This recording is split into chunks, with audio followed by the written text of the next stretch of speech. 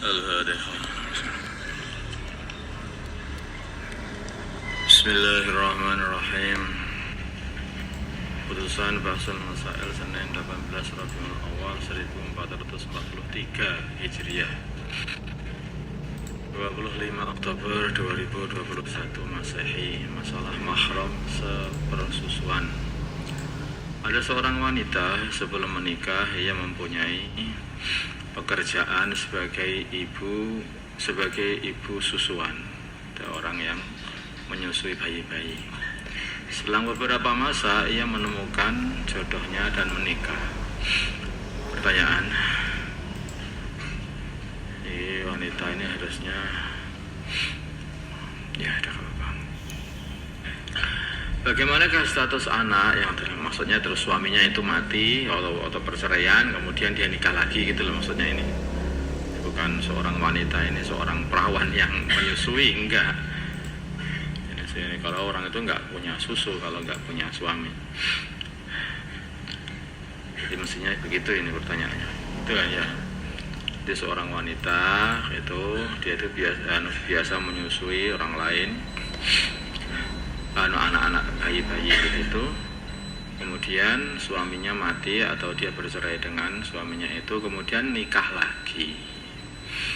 Pertanyaan, bagaimanakah status anak yang telah disusui oleh si wanita tadi bagi suami barunya? Nah ini benar-benar tersebut, apakah menjadi mahram atau tidak? Jadi hakikatnya ya anak susuannya wanita tadi itu ya sebetulnya seperti anaknya sendiri. Nah, kalau nanti dia nikah lagi sama laki-laki lain, ya laki-laki itu jadi jadi bapak tirinya. Nah, mahram adanya.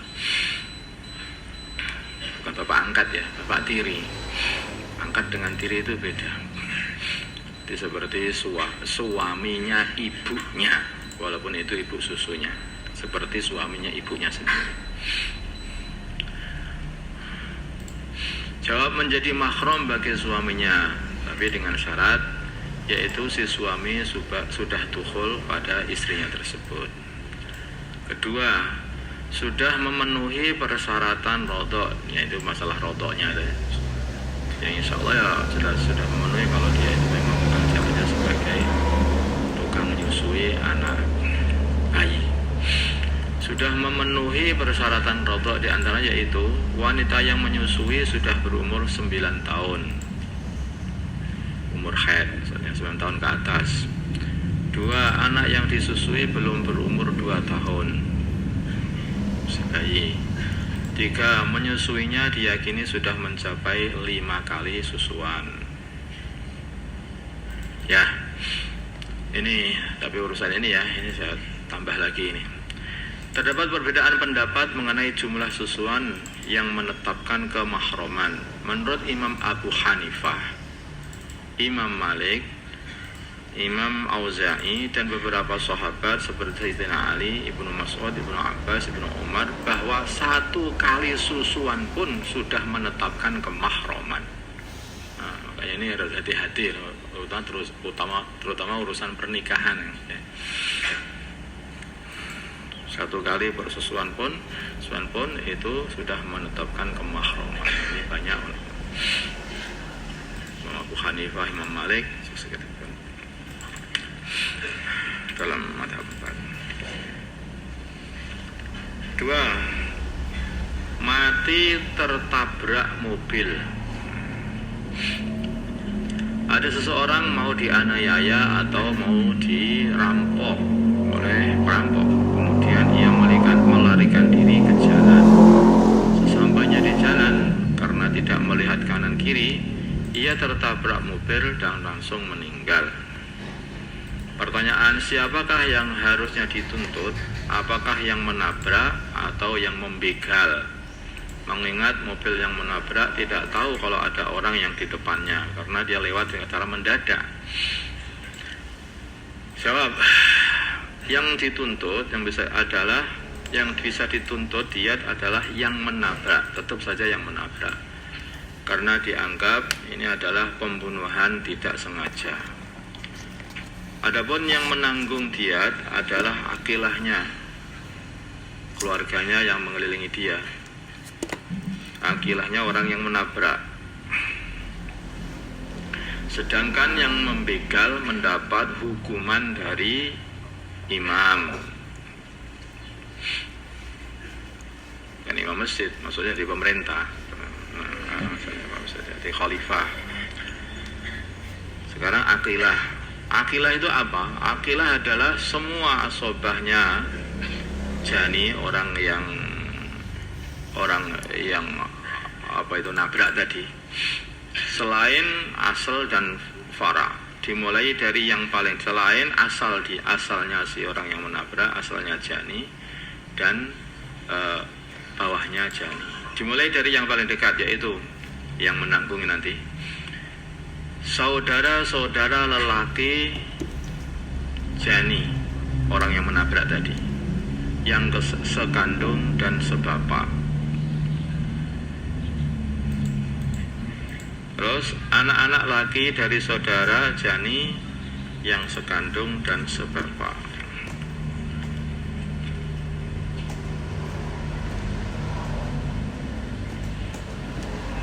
Ini belum, yang sebapaknya belum. Terus gak apa-apa. Saudara-saudara laki-laki jani yang sebapak. Terus anaknya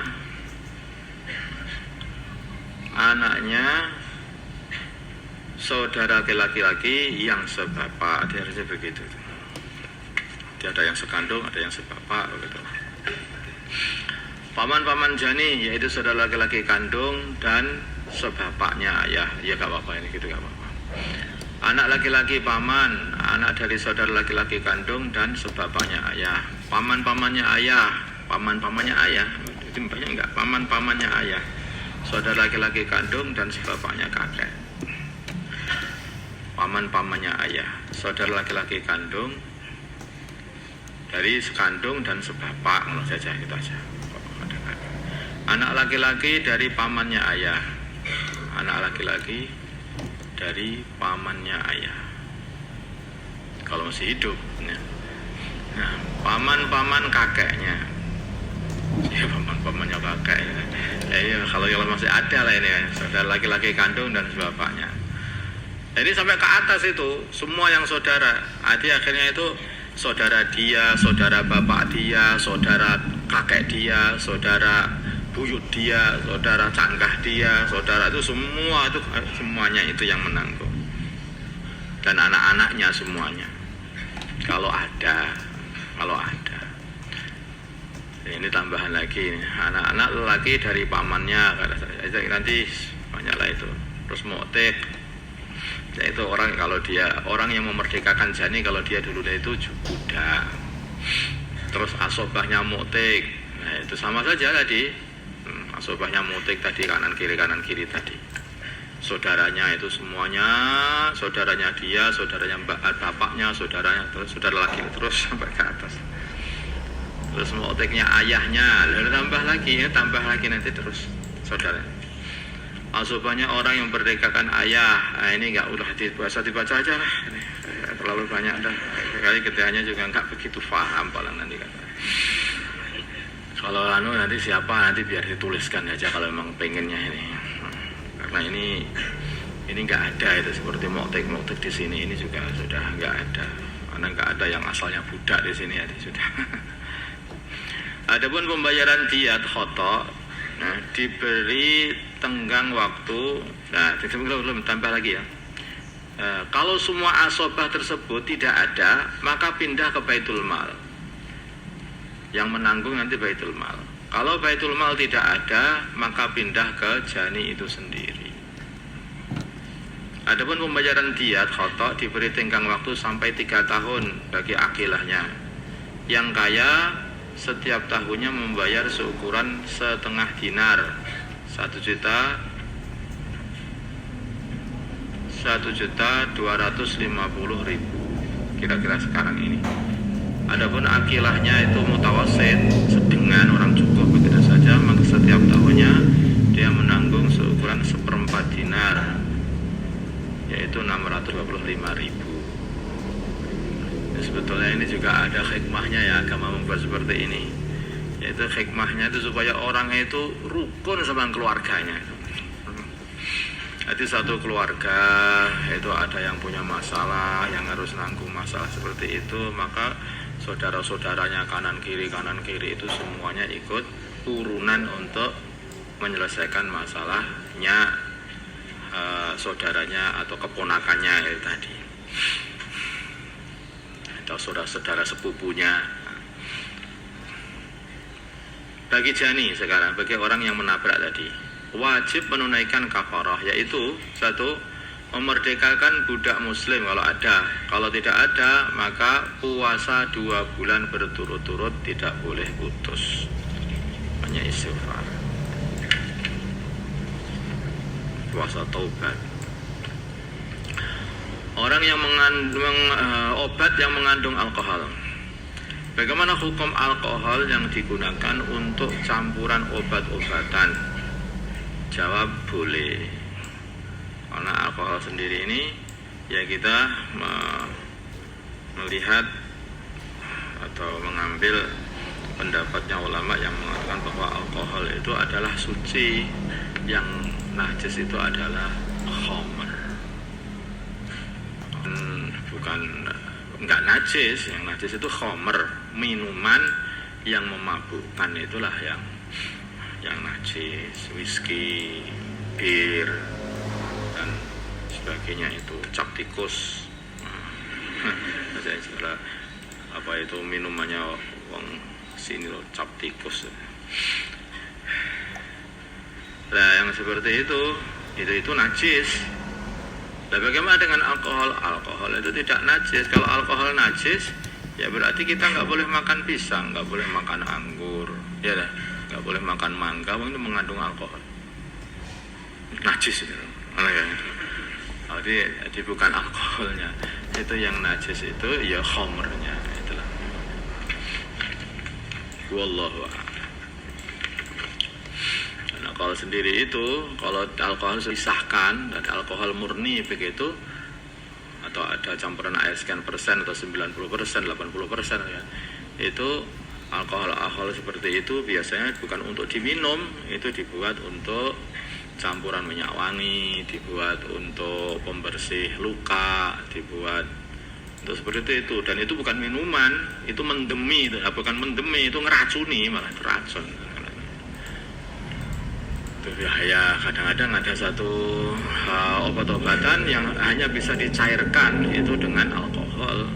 Kalau dengan air nggak mau larut. Tapi kalau dengan alkohol bisa larut, bisa cair. Beberapa zat yang itu mengandung obat. Nah, masalah sandal hilang di tempat selamatan, kunduren, kondangan. Ada seseorang pulang dari suatu perkumpulan selamatan, ternyata sandalnya sudah tidak ada di tempatnya, tetapi di dekatnya ada sandal yang mirip dengan miliknya, dan ia yakin bahwa itu adalah sandal orang lain. Mungkin itu tukeran. Nanti kalau diteruskan yang seperti ini, nanti kalau dia datang bawa motor, kemudian motornya hilang, kok di sampingnya itu ada motor yang mirip, dibawa. Jadi repot ini. Pertanyaan, bolehkah ia mengambil sandal tersebut? Ya jelas tidak boleh. Sandalnya orang kok diambil. Itu namanya maling, dicuri sandalnya, akhirnya mencuri sandalnya maling. Dua maling saling mencuri namanya.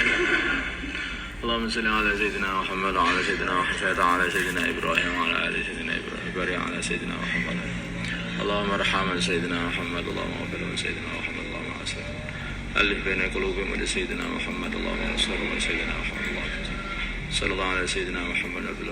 Alhamdulillah.